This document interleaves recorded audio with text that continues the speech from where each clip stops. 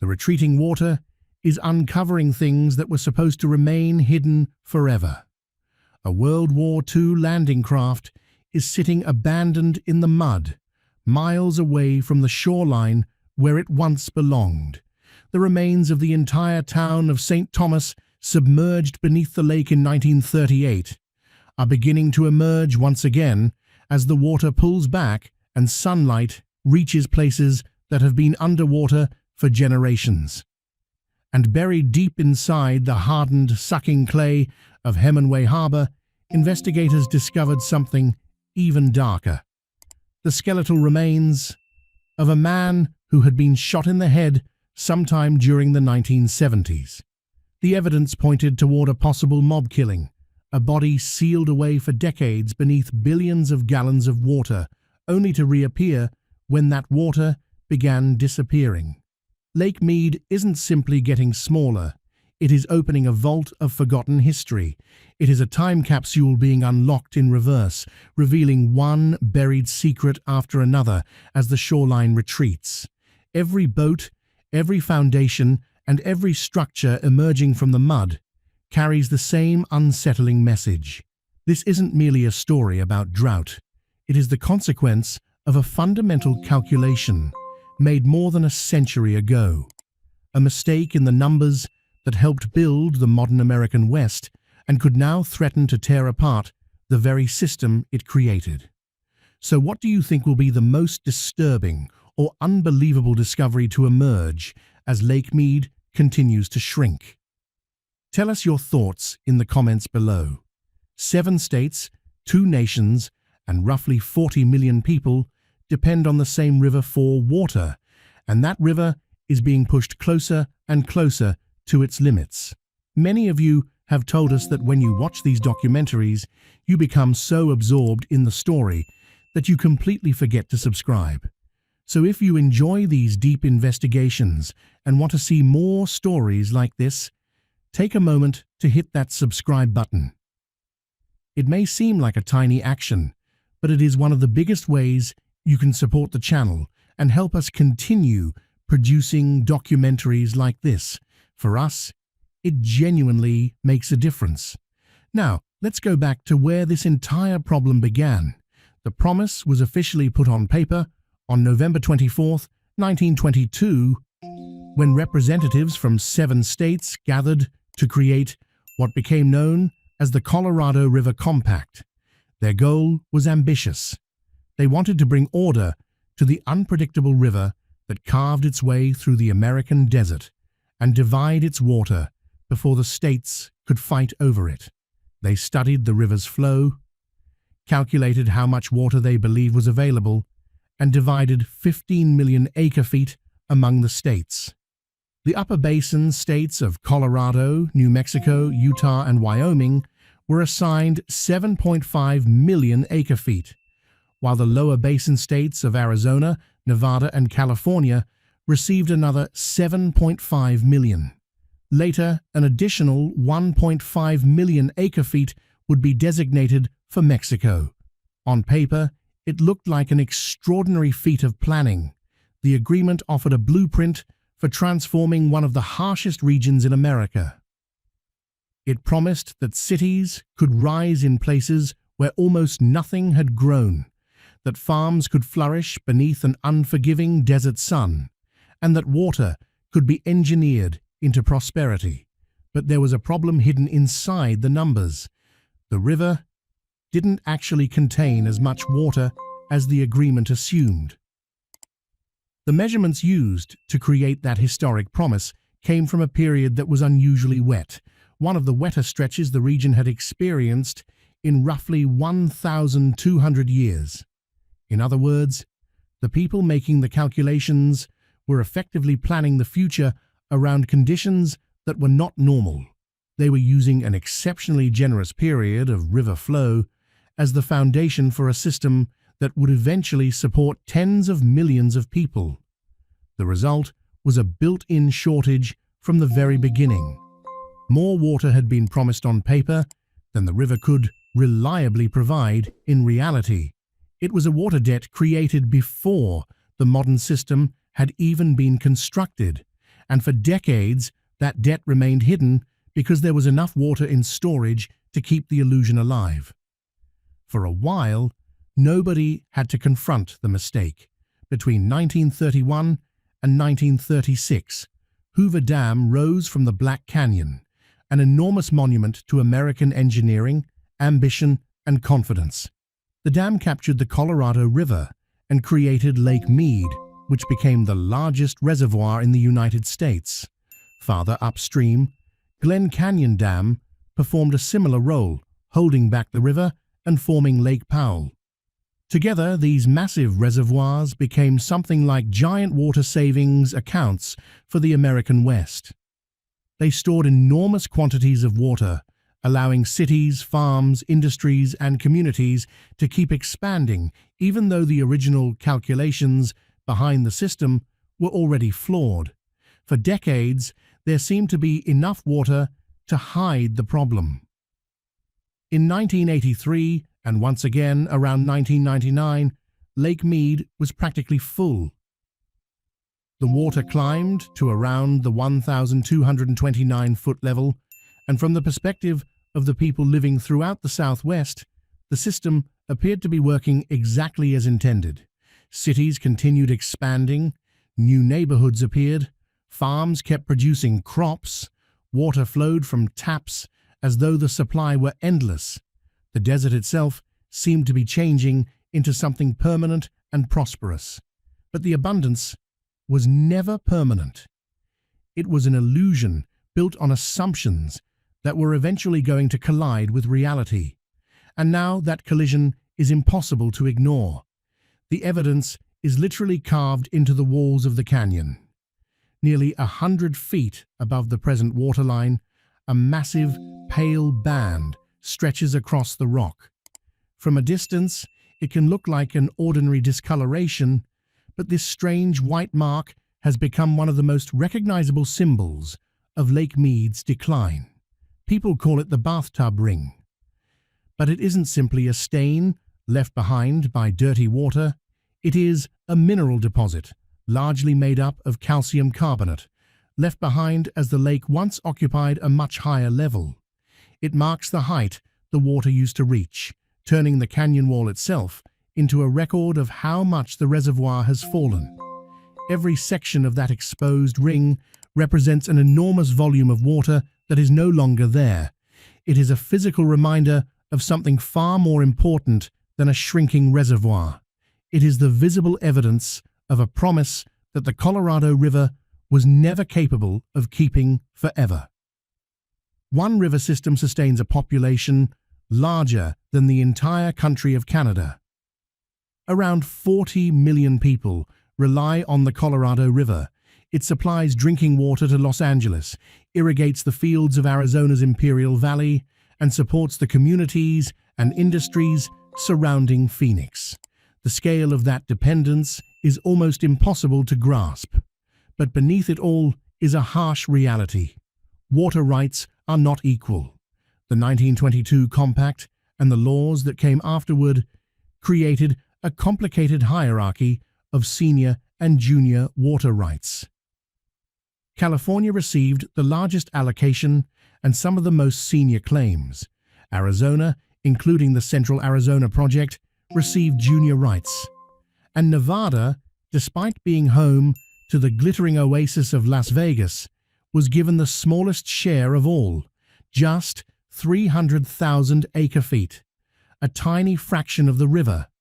That leads to one of the biggest misconceptions surrounding this crisis, that the fountains of the Bellagio and the massive resorts along the Las Vegas Strip are responsible for draining the Colorado. The reality is very different. Nevada uses only around 4% of the river's main allocation, while Las Vegas has become one of the world's most aggressive cities when it comes to water conservation. Under the leadership of former water chief Pat Mulroy, often nicknamed the Water Czarina, Las Vegas took some drastic measures. Residents were paid to remove their lawns. Laws were introduced to restrict decorative grass. And most importantly, the city developed a system capable of capturing, treating, and returning nearly 99% of indoor water back to Lake Mead. Water from sinks, showers, and toilets is processed and returned, allowing the Southern Nevada Water Authority to receive return flow credits and essentially use that water again. It is a massive urban recycling loop. Around 70 to 80% of Colorado River water goes to agriculture, much of it for thirsty crops like alfalfa and cotton grown in the desert. Some of those crops are even exported overseas, meaning the American West is effectively shipping its water away one harvest at a time. That system may have made sense in 1922, but by 2024, it was pushing the river toward its limits. If agriculture uses this much water, does it change how you see the crisis? Let me know in the comments. Then came 2000, when the mega drought began. Tree ring research by scientists, including UCLA's Park Williams, showed that the following 22 years were among the driest periods the Southwest had experienced in at least 1,200 years. This wasn't simply a drought. Scientists began calling it aridification. The region wasn't just temporarily dry, it was becoming hotter, drier, and increasingly thirsty. A warmer atmosphere pulls more moisture from snowpack and soil before it can reach the river, while extreme heat increases evaporation from Lake Mead. On a hot, windy day, more than 1 billion gallons can disappear into the atmosphere. As the lake dropped, it began exposing the past. In 2022, falling below 1,050 feet revealed an old water intake valve installed in 1971, infrastructure that was never expected to sit above the water. Then the boats appeared. A B-29 bomber that crashed in 1948 emerged from the shrinking lake, followed by a Higgins landing craft similar to those used during D-Day. Then Lake Mead revealed something much darker. On May 1, 2022, a boater noticed a badly corroded barrel trapped in the mud. Human remains were found inside. Investigators with the Las Vegas Metropolitan Police determined that the victim had been shot, probably sometime in the late 1970s or early 1980s, placed inside the barrel and dumped into the lake. The circumstances strongly resembled a mob-style execution, connecting the discovery to the city's darker history. And the only reason that hidden grave was found was because the water had fallen far enough to expose it. More human remains would eventually surface, turning the shrinking lake into a grim record of what had been hidden beneath it. The water was disappearing, and along with it was the sense that the region's water system was secure. Every additional foot of exposed shoreline became another warning that the system was under increasing pressure. For decades, the Bureau of Reclamation, the federal agency responsible for managing the dams and reservoirs, had operated quietly in the background. It released water, generated electricity, and managed a system that had become so familiar that many people assumed it would simply continue functioning. By June 2022, that era was finished.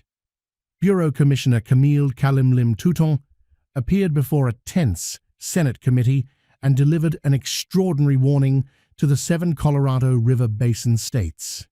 They had 60 days to develop a plan that would collectively reduce water consumption by between 2 and 4 million acre-feet, an amount so enormous that it was close to the combined annual water use of Arizona and Nevada. If the states failed to reach an agreement, she warned that the federal government was prepared to impose the cuts itself. It was an unmistakable emergency declaration. Decades of negotiations, compromises, and gradual adjustments had suddenly reached their limit. The system was approaching a point where Washington was threatening to take control of the water supply directly. Think about what that means. Millions of people and entire state economies were suddenly facing the possibility of losing access to water they believed they had a legal right to use. Before we continue, do us a favor and share this video with your family and friends, and don't forget to hit the like button. It helps the channel more than you might think. That ultimatum triggered an intense and bitter negotiation. The states that had spent nearly a century fighting over every drop of Colorado River water were now being forced into the same room and told that everyone would have to give something up. The divisions appeared almost immediately. J.B. Hamby, speaking for California, pointed to the state's senior water rights, arguing that those legal protections should shield California from the harshest reductions. California's position was straightforward. States with junior rights should take the biggest hit first. That placed Arizona directly in the line of fire. Tom Bushatsky, director of Arizona's Department of Water Resources, was facing an almost impossible situation. Arizona depends heavily on the Central Arizona Project, or CAP, a 336-mile canal system that moves Colorado River water toward Phoenix and Tucson.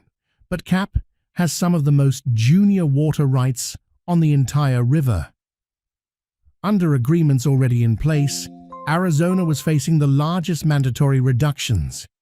Now, officials were being asked to accept even deeper cuts. For Arizona, this wasn't simply a dispute between government officials. It was about the future of its two largest cities. Nevada's position was different. Represented by John Ensminger, the pragmatic head of the Southern Nevada Water Authority, the state had the smallest Colorado River allocation, but arguably the biggest challenge in proving that it had already done everything possible to conserve. Ensminger continued the work started by his predecessor, Pat Mulroy, pointing to Las Vegas's aggressive conservation and recycling efforts. His argument was that Nevada had already learned how to survive with less water than anyone else. Las Vegas had seen the crisis coming and spent billions preparing for it. Years before the federal ultimatum, the city completed one of its most ambitious water projects, known as the Third Straw. Officials knew the falling lake would eventually leave the existing intakes useless, so they spent about $1.5 billion building a nearly 3-mile tunnel through solid rock beneath Lake Mead. Its intake sits around 860 feet below the 895-foot dead pool level. The Third Straw was essentially an emergency lifeline, allowing Las Vegas to reach the remaining water even if the reservoir approached collapse. But it didn't create new water. It only secured access to what was left. Meanwhile, the states still couldn't agree, and the crisis was approaching critical thresholds. At Hoover Dam, around 950 feet, is the minimum power pool. Below that level, water pressure becomes too weak to keep the turbines operating properly, threatening electricity supplies across the southwest. Then comes 895 feet, dead pool. At that elevation, water can no longer pass through Hoover Dam by gravity, effectively stopping downstream releases and threatening the entire river system. In July 2022, Lake Mead reached about 1,040.71 feet, leaving only a narrow margin before the major power threat and roughly 145 feet above dead pool. The reservoir had fallen to barely more than a quarter of its capacity. The bathtub ring was no longer just a strange mark on the canyon walls. It had become a countdown. With negotiations collapsing, the federal government declared a Tier 2A shortage for 2023. Arizona faced cuts of more than 500,000 acre-feet, while Nevada lost another 25,000. Conservation was being forced into place, but the crisis was moving faster than the system could respond. Then the weather delivered an unexpected break. The winter of 2022 to 2023 brought powerful Pacific storms that buried the Rocky Mountains in snow.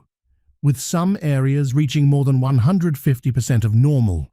When spring arrived, the massive snowmelt poured into the Colorado River system.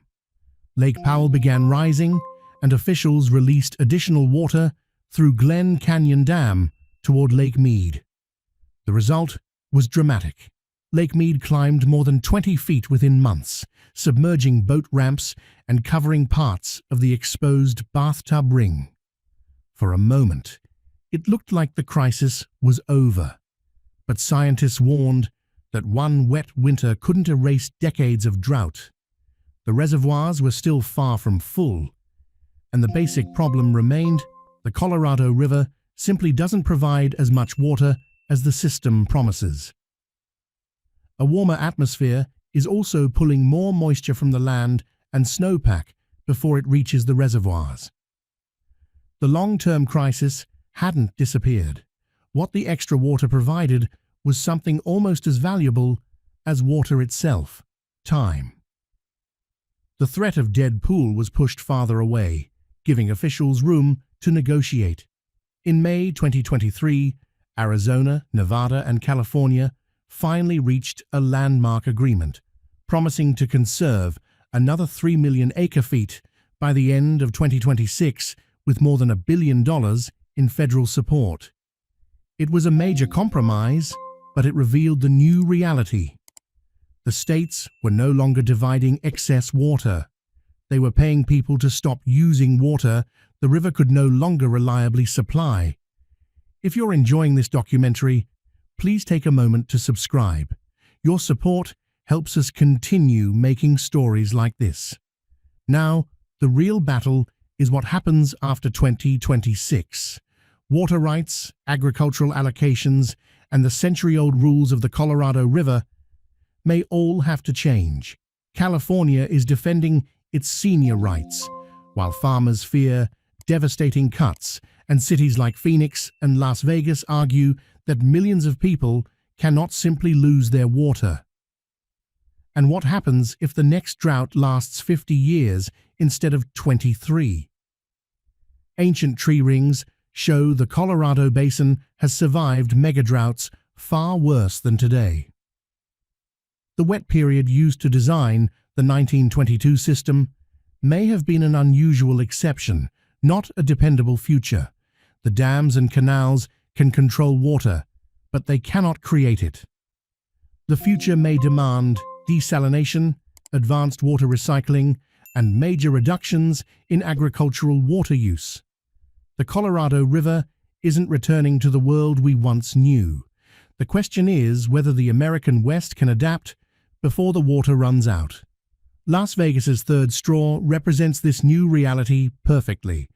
It is an incredible engineering achievement that protects one city by reaching the reservoir's remaining water, but it cannot save Arizona's farms, Los Angeles households, or the millions of others who depend on the river. For now, the crisis has been delayed. In early 2024, Lake Mead stabilized around 1,066 feet, roughly 34% full. But the bathtub ring remains, a massive reminder of how much water has disappeared. The wet winter bought valuable time, but it didn't solve the underlying problem.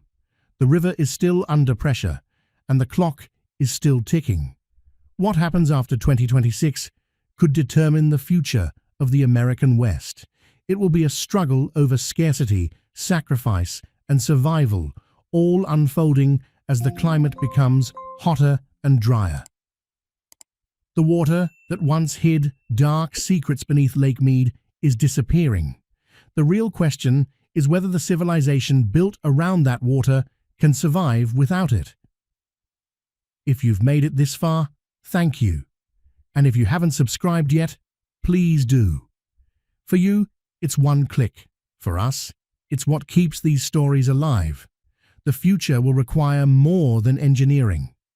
It will require humility, the courage to accept that the river has changed and that we must change with it. The story of Lake Mead is ultimately the story of what happens when we believe something will always be there until one day it isn't.